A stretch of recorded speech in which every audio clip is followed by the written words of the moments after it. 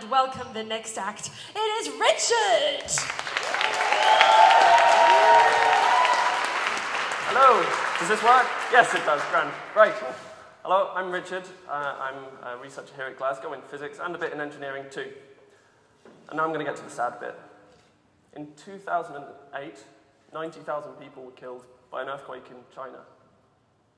In 1985, about 23,000 people were killed by a volcano eruption in Colombia.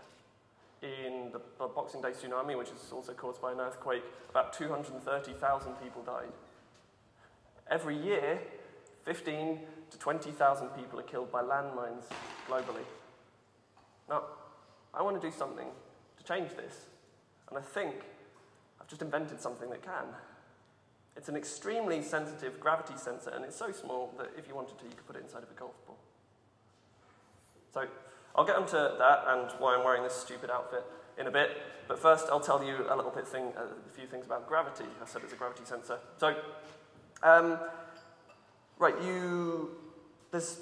first thing you need to know, gravity is incredibly weak. You might think it's quite strong. I mean, if you jump off a roof, you'll think it's going to have quite a strong influence. But I've got an experiment to demonstrate just now that it's actually incredibly weak. So I'm going to pit this magnet against the entire Earth. And to do that, I have a Frey Bentos classic steak and kidney pie, weight 425 grams. Can you confirm that that's a genuine Frey Bentos classic? No, yeah, don't want to trick you. This is a pie. At the moment, the entire Earth, so 6 times 10 to the 24, so that's 6 with 24 zeros after it, kilograms of rock are pulling this down. So that's a lot of rock. This magnet I can pick up in my hand. Watch me defeat gravity. There we go. So gravity, yeah. Round of applause, please. Yeah. So gravity is incredibly weak. In fact, it's, to use a jingo, it's 40 orders of magnitude less than magnetism. So that's one with 40 zeros after it times weaker than magnetism. So why would you want to use gravity to make a sensor? Well, it's because if I had a magnet and I wanted to find these things, then all I can find are certain types of metal. But if you want to look for these things like earthquakes or the things that cause earthquakes and volcano eruptions and landmines and that sort of thing, then you need to be able to be sensitive to lots of different materials. That brings me on to the other thing that you need to know about gravity, and that is that there's only two things that affect the strength of gravity. That is the mass of the objects involved, so the Earth and the Moon, my two fists, 2 apples, anything. So it's the mass of those objects and their separation. That's all you need to know about gravity. So if you're able to make measurements of gravity, so at the moment, well, let's say, so just now, you're used to feeling the Earth's gravitational pull. So that's the pull between one mass, you, and another mass, the Earth. So you're quite used to that. But that changes. So if you were on the Moon, where one of the masses is smaller, then you'd be able to jump about 6 times higher than you would just now. And on Jupiter, where one of the masses much bigger, then it would be a stronger pull and you wouldn't be able to jump very high at all. If you can make a sensor that measures this, if you make it more and more accurate, you start to be able to see the gravitational pulls of smaller and smaller things, so you might be able to make it so sensitive that you can detect a mountain at a certain sensitivity. Then you could maybe get down that you could detect, I don't know, all the rock in this church or a skyscraper or something. And to give you an indication of the sort of ultimate sensitivity that you need to be able to get to so that you can see things like landmines buried in soil, or the things that cause earthquakes is when you get the tectonic plates rubbing together. It melts and causes metamorphic rock, which is slightly more dense than the surrounding area. And because it's a different density and therefore mass, then when you're looking with your gravity sensor, it's got a different signal. So to tell you how sensitive we need to get to find these things, I'd like to volunteers, which hopefully will be easier to find now that everybody's had a drink. Preferably a man and a woman. That's okay. You're making eye contact with me, come on. Right, and someone else, please. You're right at the front. Oh, there we go. Come on, please. Right, can you stay down here just now? Well, yeah, you can come up if you like. Oh, stay down there. Right, so if you can stand and face each other, about 1 metre apart. Okay, so, dearly beloved. No, not really. So, can you feel the attraction? Gravitationally speaking, no, you can't. Because at this moment, the gravitational pull that you're feeling, each feeling towards the Earth, between you and the Earth, is 2 billion times less than the one that you're feeling towards each other. So gravitationally speaking, you're both pretty ugly. But thanks a lot for coming and making that demonstration for me, and if you'd like to go back down, give them a round of applause.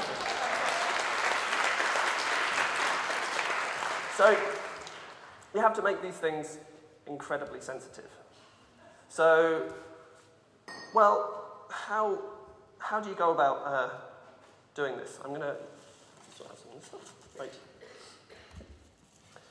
Yeah, how do you do this? You use a spring. So you've seen slinkies before tonight, actually, and for one lucky person, you'll get to... I'll give it to one of you at the end of this. So if you've got a spring and a mass, so this apple, then you're able to detect gravity. So if you've got a really soft spring, so one that's nice and flexible like a slinky, and a really heavy mass, then this will be pulled easily towards other things of mass. So if you've got like an elephant over there, then it will be pulled towards it. So I'll demonstrate this working model. So the slinky apple. Ready? Drum roll.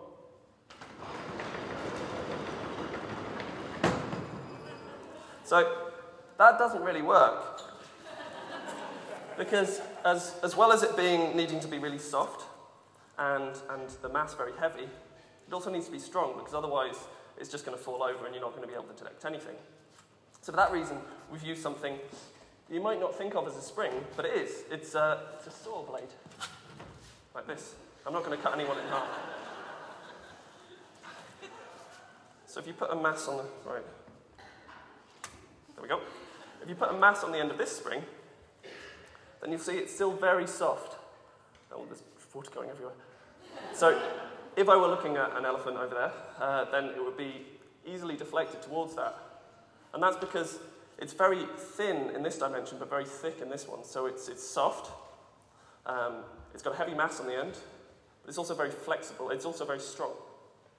So the only difference between this saw blade and my work, well, not the only difference, there's a few others as well. It doesn't have teeth cut into it and a big red handle, and it's not an apple either.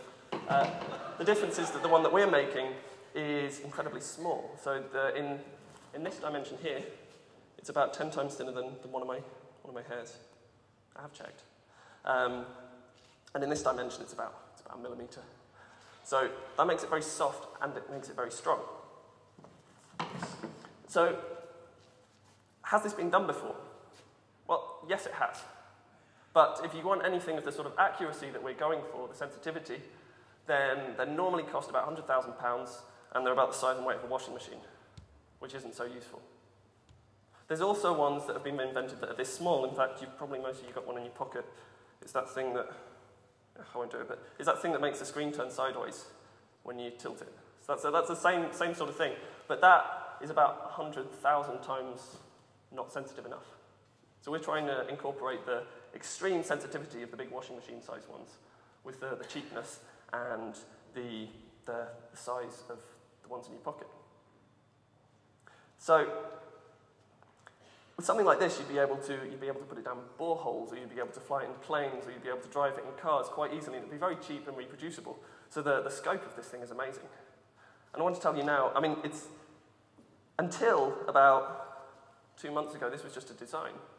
And then we finally got to the point where we were going to make one of these things. It did take a while. I mean, my supervisor's in the audience, and he can vouch for the fact that I broke an awful lot of these things, so it wasn't all great. But when we finally got to the point that we were going to make one of these things, and that's where this comes in, because if you're working in a clean room, which is, it's a room that's clean, you need to do that, because if you're working on a really small scale, that if a bit of hair falls out or a bit of skin flake or something falls onto your pad, then it's going to be massively bigger than the stuff that you're working with. I mean, mine are quite big for the clean room that I work in. I mean, several of the other people have been working with stuff that are nanometer scale, so a hair falling onto that would destroy it completely. So that's why you wear this stuff. So we'd been making this thing for about 18 months. It'd been breaking constantly, and we'd been doing loads of different tests and trials and swearing a lot when we break it. at the final moment, we were able to, you build it on this construction pad here, so you, with the tweezers, you steadily push it off into the air. And at that point, it's a mass on a spring, like this saw, and it started moving. Now, if you've got a heavy mass and a soft spring, the way that you tell you've got that is that it'll move slower. So if it was a really stiff spring, like a car shock absorber, it would move really fast. But a really soft spring like that, and it moved really slowly.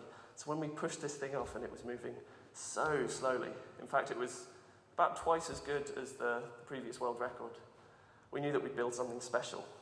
So at that moment, I was holding something in my hand that could predict earthquakes, that could predict volcano eruptions, that could find landmines, in other words, that could save thousands of lives. But I'm going to end on a sort of moral tale. If you ever find yourself in this position, and there's a lot of researchers here, so I'd imagine you probably will at some point, it might be the most significant moment of your academic career, potentially. I hope it gets better, but I mean,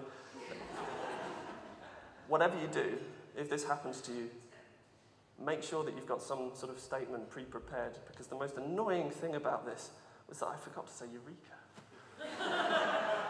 Thanks a lot for listening.